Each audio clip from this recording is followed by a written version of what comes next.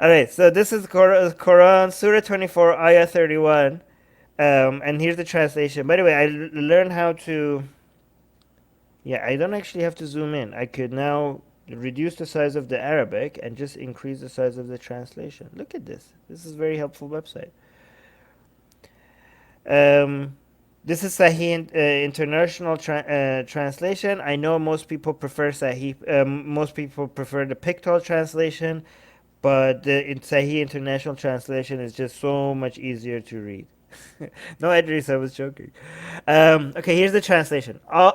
And tell the believing woman to reduce some of their vision and guard their private parts and not expose their adornment, except that which necessarily appears thereof, and to wrap a portion of their headscarf over their chest. Ooh, so see, chest was showing. That was not good. And not to expose their adornment, i.e., beauty. So don't show your beauty except to their husbands, their fathers, their husbands' fathers. Oh, their husbands' fathers, really? Their sons, their husbands' sons, their brothers, their brothers' sons, their sisters' sons, their women that which their right hand possess. Guys, so we said their women. So we're looking at all the category of the people who you as a woman are allowed to show your beauty to. Okay? So we went over brother, son, father, blah blah blah. We're going through every single category that it's okay for you to show your beauty to, right? And obviously women, right? You could woman, other woman, that's halal, that's completely okay. But look at the last category. The last category of the people. Oh, it already clarified. I thought I have to clarify it for you guys. It already clarified. I thought I was gonna ask you guys if you know what it's talking about, but damn it, it gave it away. I should have blocked this part. I was gonna ask you guys if you can tell what this is referring to. So another group of people that you don't have to hide your beauty from is that which their right hands possess. I was gonna ask you, do you guys know what this is referring to? But I don't have to ask anymore because it just says it right here. We're talking about slaves! Slaves, everybody, slaves. Okay, so if you have a slave in the house running around doing your work, it's okay. You don't have to hide anything, even if it's a male slave. It's okay. It's just a slave. It's just a slave. They don't have any agency, anyways, right? You could just walk around naked in the house, and if your male slaves is around, they know what's up. They know that they're gonna get punished if they do anything, right? So it's okay. Slaves are fine.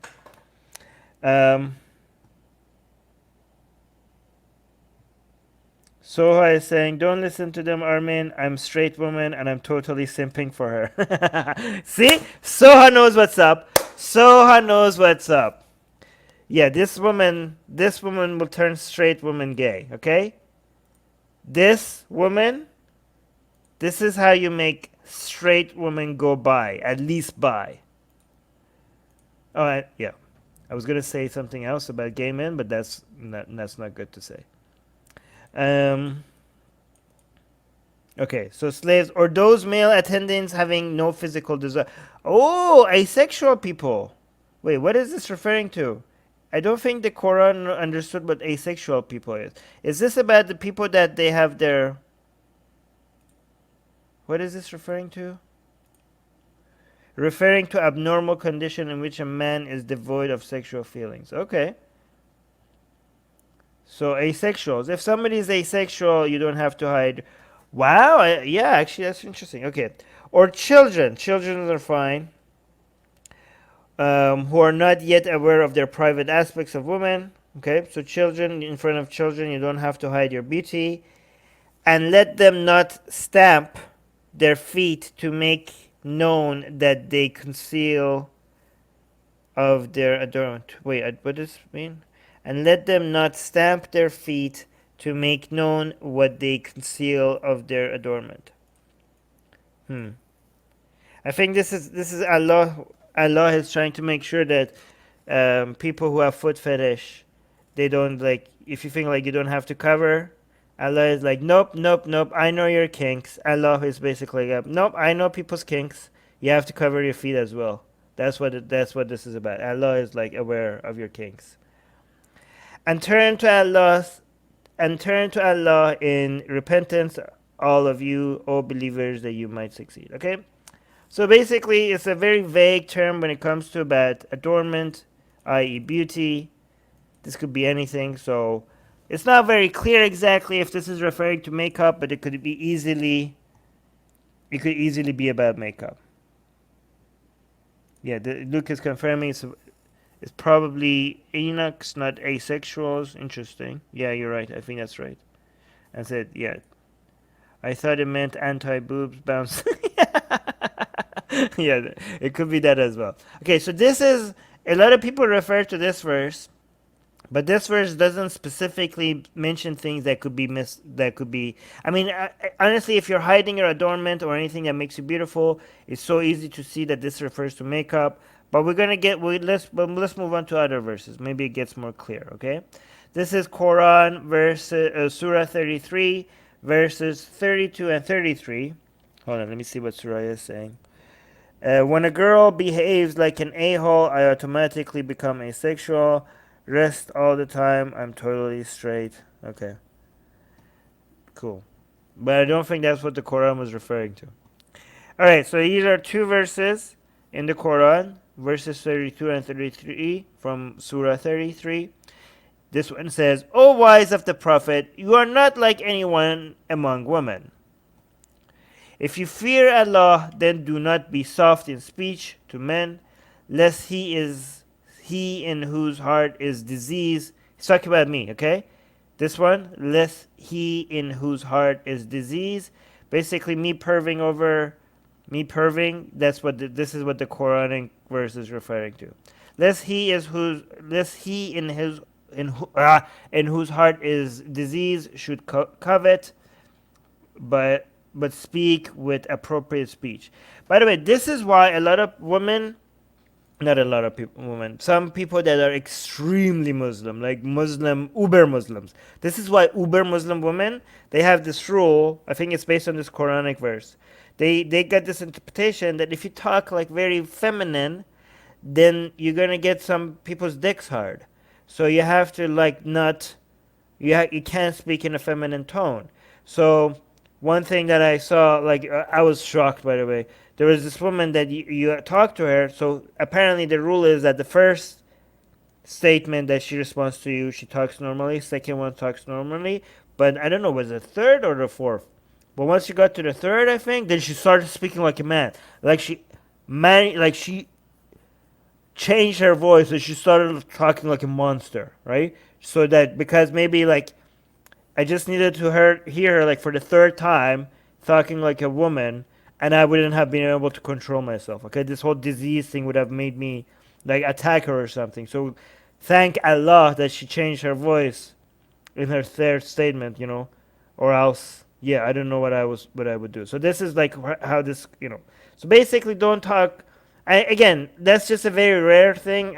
That's not common practice at all, but it does exist. But I don't think even most Muslim women don't even know about this, right? I think this is talking about not to talk like sexy talk, or like not to talk in a like suggestive manner. That's what this is about, right? So, I mean, to be fair, Allah is like saying, Allah understands my disease, and He's just being considerate to me, to people like me, right? They know I can't control myself. So it's telling women, like, it's your fault, by the way. So if you talk to me like in the feminine tone, and I just like it too much, you didn't understand, I have a disease. You have to be considerate to my condition, right? So this is your fault, woman. Let me see. But then it continues. Oh, we didn't get into the makeup part. This is the second verse. And abide in your houses, and do not display yourselves as was the display of the former times of ignorance, and establish prayer, and give zakat, and obey Allah and His Messenger. Allah intends only to remove from you the impurity of sin, O people of the prophets, household, and to the purity and to purify you with extensive purification. Okay, so this is where it gets interesting. Okay, so what this is referring to here is the former times of ignorance. This is Jahiliyat, the time of Jahiliyat. Basically, this is what Muslims refer to when they're talking about the time, how Arabia used to be before Muhammad came and brought Islam to Arabia, right? They call it the Jahiliyat, or the time of ignorance. Is that what this is referring to? Yeah, Jahiliyat. Here you see the times of ignorance, Jahiliyat. Okay. What this verse is saying is telling the wives of Muhammad, is telling to the wives of Muhammad that do not display yourself like women used to be, women used to do at the time of ignorance. And the time of ignorance means before Islam came to Arabia, right? Very self-serving to think like that, like, oh, everything was ignorant until Muhammad came, right? But so some Muslims who want to say, when there are a lot of rules that comes from women about how Quran, there are a lot of rules on women that comes from the Quran that some Muslims argue should not be rules because the Quran is specifically talking about the wives of the Prophet, right? So some women say, why are these rules applying to us when the Quran specifically wasn't talking about all women? When the Quran was talking about the wives of the Prophet, obviously this shouldn't apply to us, right? You cannot get these rules, especially if in the verse is saying that you are not like among other women. So, yeah, this is specifically about some specific woman at a specific time. But then some other Muslims will argue no, because the whole point of these, the whole point of this is to follow the way of the Prophet, right? So following Sunnah means living like Muhammad did. And if Muhammad wanted to ask his wives to live a certain way and to do certain things, then following Sunnah means that we should be doing the same thing, because Muhammad is supposed to be the role model for all men at all times, right? But the whole specifying that these are just for Muhammad's prophet makes this not, some people could highlight that.